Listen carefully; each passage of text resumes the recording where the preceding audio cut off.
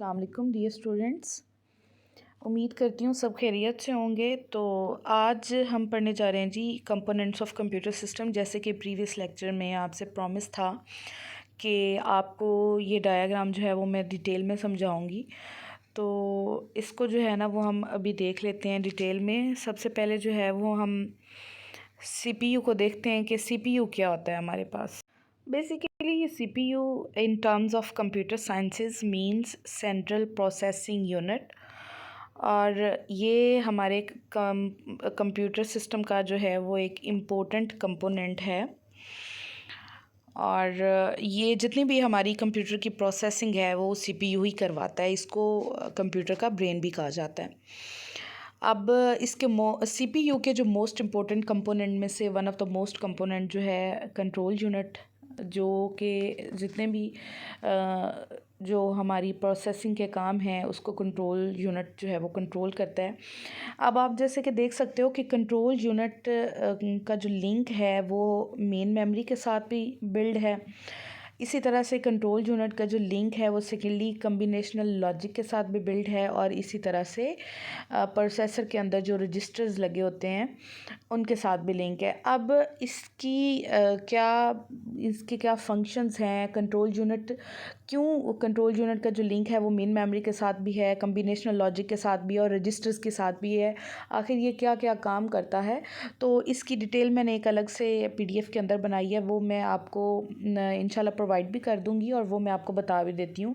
Basically इस diagram की जो एक मेन डिस्क्रिप्शन है वो एक मैंने पीडीएफ बनाई और वो मैं आपको प्रोवाइड भी कर दूंगी।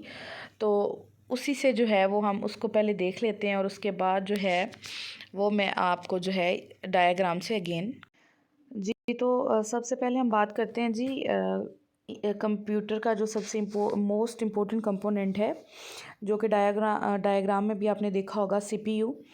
तो बेसिकली मैंने आपको बताया कि सीपीयू जो है वो कंप्यूटर का ब्रेन है और ये रिस्पॉन्सिबल होता है इंस्ट्रक्शंस को एग्जीक्यूट करने के लिए, कैलकुलेशंस को परफॉर्म करने के लिए, और ओवरऑल जितने भी एक सिस्टम के ऑपरेशंस होते हैं उनको कंट्रोल करने के लिए। बेसिकली ये एक शॉर्ट सा इंट्रो है सीपीयू का। तो ये आपको जो है ना ये पता होना चाहिए। इसके बाद नेक्स्ट जो है जी कंट्रोल यूनिट, डायग्राम में भी आपने देखा होगा कंट्रोल यूनिट क्या होता है। ये क्रिटिकल कंपोनेंट है सीपीयू का।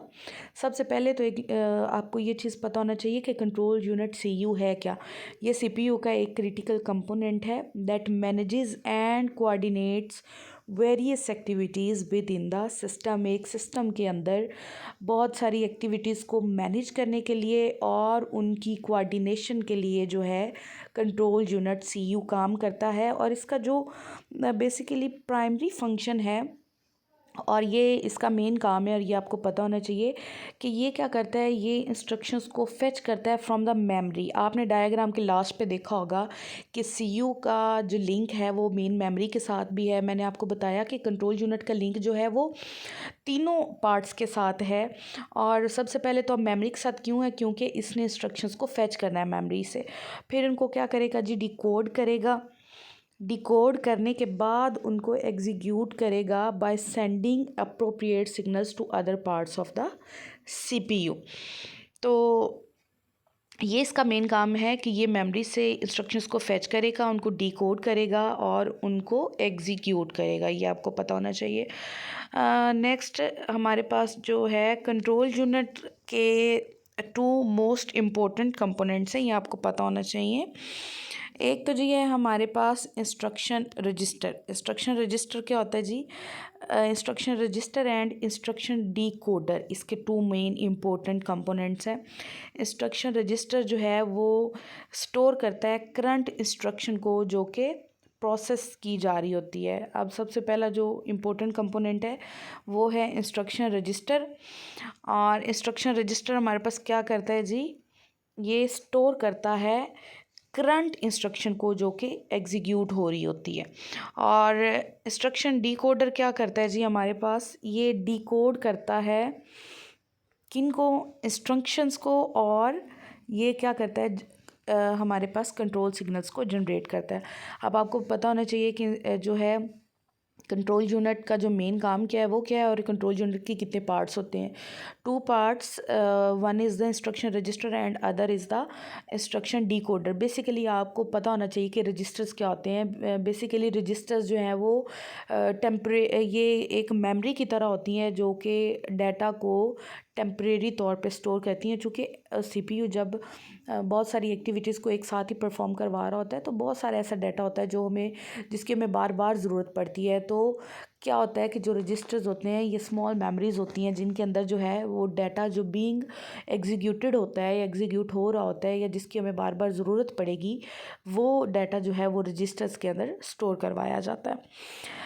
नेक्स्ट है जी हमारे पास के जो कंट्रोल यूनिट है ये क्रूशल रोल प्ले करता है पेरिफेरल डिवाइसेस को मैनेज करने के लिए और इनपुट आउटपुट ऑपरेशंस की कोऑर्डिनेशंस के लिए जो है वो कंट्रोल यूनिट इम्पोर्टेंट जो है वो रोल प्ले करता है। लास्ट डायग्राम के अंदर आपने एक और इम्पोर्टेंट पॉइंट पढ़ा होगा। रजिस्टर्स के बाद जो है वो एक टर्म दी हुई है कम्बिनेशनल लॉजिक। आप बहुत सारे बच्चे मुझसे प्रीवियस वीडियो के अंदर जो है वो क्वेश्चन कर रहे थे कि मैम ये हमें बता दें कि हमें कम्बिनेशनल लॉजिक क्या है। बेसिकली बेटा ये एक डिजिटल सर्किट की तरह होता है combinational logic, where the output is slowly determined by the current input values. जहाँ पे जो है वो आउटपुट डिटर्मिन की जाती है जो हम करंट इनपुट वैल्यूज़ देते हैं। Meaning it does not store any past information. जो कम्बिनेशनल लॉजिक है ये कोई भी पास्ट इन्फॉर्मेशन जो है वो स्टोर नहीं करता। ये और and produces an output based only the combination of inputs at the specific moment. वो कहता है कि जो स्पेसिफिक मोमेंट के ऊपर हम उसको इनपुट वैल्यूज़ दे रहे होते हैं उन्हीं के ऊपर जो है वो कम्बिनेशनल लॉजिक हमें रिजल्ट्स या आउटपुट्स को जनरेट कर रहा होता है। यूटिलाइजिंग ये कौन कौन से लॉजिक गेट्स को इस्तेमाल करता है, एंड और नॉट को। उसके बाद जो है मैंने वीडियो के अंदर जो है वो रजिस्टर्स के बारे में भी ये लास्ट पे एक लाइन रजिस्टर्स की भी मैंने ऐड की है ताकि बच्चों आपको ये भी याद रहे कि रजिस्टर्स क्या होते हैं। ये टेम्परेरी स्टोरेज यूनिट्स हैं used for quick access to data processing. मैंने आपको पहले भी बताया कि जब सीपीयू प्रोसेसिंग कर रहा होता है तो बहुत सारी ऐसी एक्टिविटीज़ होती हैं या बहुत सारा ऐसा डाटा होता है जिसकी सीपीयू को बार बार ज़रूरत पड़ रही होती है। तो इस सूरत में क्या करते हैं कि सीपीयू को बजाय इसके कि बार बार मेमोरी के पास जाना पड़े और वहाँ से मेन मेमोरी से डाटा ला के फैच करके उसको डिकोड करना पड़े, तो इससे बेहतर ये होता है कि सीपीयू जो है वो अपने नज़दीक तरीन जो एरिया रजिस्टर्स जो उसके अंदर रजिस्टर्स टेम्परेरी मेमोरीज़ हमने लगाई हैं उन्हीं के अंदर डाटा सेव करवाए और वो डाटा जिसकी रेपिटेशन हो रही है अगेन एंड अगेन उस डाटा को जो है वो सीपीयू इस्तेमाल कर सके। बेसिकली रजिस्टर्स का ये काम होता है। तो मेन जो डायग्राम के अंदर बेटा इम्पोर्टेंट जो है वो टर्म्स थी वो मैंने आपको बता दी हैं, समझा भी दी हैं और ये इंशाल्लाह मैं आपको पीडीएफ भी प्रोवाइड कर दूँगी। तो ये अगेन मैं आपको डायग्राम के ऊपर इसलिए लेके आई हूँ ताकि आपको जो है वो आइडिया हो सके कि जो है वो हमने कौन कौन सा रीड आउट कर लिया है टॉपिक और कौन कौन सा नहीं। सीपीयू मैंने आपको बता दिया, कंट्रोल यूनिट मैंने आपको बता दिया और मैंने आपको ये भी बेटे बता दिया है कि कंट्रोल यूनिट का जो लिंक है वो क्यों मेन मेमोरी के साथ है, कम्बिनेशनल लॉजिक के साथ, रजिस्टर्स के साथ। ठीक है, तीनों पॉइंट्स मैंने आपको पीछे पढ़ा दिए हुए हैं। इसके अलावा कम्बिनेशनल लॉजिक भी मैंने आपको बता दिया है। इनपुट आपको पता है कि इनपुट क्या होता है कि ऐसा डाटा जिसकी हमने प्रोसेसिंग करवानी है या जिसके ऊपर हमने अभी जो है वो कोई प्रोसेसिंग नहीं की उसको बेसिकली हम डाटा कहते हैं और डाटा जो है वो एज एन इनपुट के तौर पे यूज़ होता है। अब डाटा जो है वो कंप्यूटर को दिया जाता है और उसके ऊपर प्रोसेसिंग होती है बाकायदा और उसके बाद जो है वो हमें आउटपुट्स मिलते हैं। आउटपुट बेसिकली रिज़ल्ट्स या इंफॉर्मेशन को हम आउटपुट बोलते हैं। ऐसी इंफॉर्मेशन जो हमारे किसी काम आ सके या जिससे हम कुछ नताइज अखज़ कर सकें उसको जो है वो हम आउटपुट बोलते हैं। मेन मेमोरी मैंने आपको बता दिया जहाँ पे डाटा जो है वो ड्यूरिंग प्रोसेसिंग सेव होता है। रजिस्टर्स भी जो है वो हमारे पास टेम्परेरी स्टोरेज एरियाज़ हैं। अभी मैं आपको बेटा डायग्राम से भी समझा देती हूँ। देखें, एक ऐसा डाटा है जिसकी जो है वो नीड सीपीयू को अगेन एंड अगेन है। तो देखें बेटा, सीपीयू के लिए ये ज़्यादा बेहतर है कि वो मेन मेमोरी से डाटा लाए और फिर उसकी प्रोसेसिंग करे, या सीपीयू को ये इजी है कि वो रजिस्टर से डाटा जो है वो फेच कर ले। तो इसी से आपको मालूम हो रहा होगा कि जो रजिस्टर्स हैं वो सीपीयू के अंदर लगे होते हैं, बिल्कुल साथ लगे होते हैं, इनका फासला कम है। तो हमने कंप्यूटर बेसिकली, क्यों हम लोग जब मार्केट में जाते हैं तो हम ये कहते हैं कि हमें जो है वो फ़ास्ट कंप्यूटर चाहिए, फ़ास्ट मोबाइल चाहिए, क्योंकि हम ये चाहते हैं कि हमारा काम जो है वो जल्दी जल्दी होना चाहिए, हमारा मोबाइल हैंग नहीं होना चाहिए।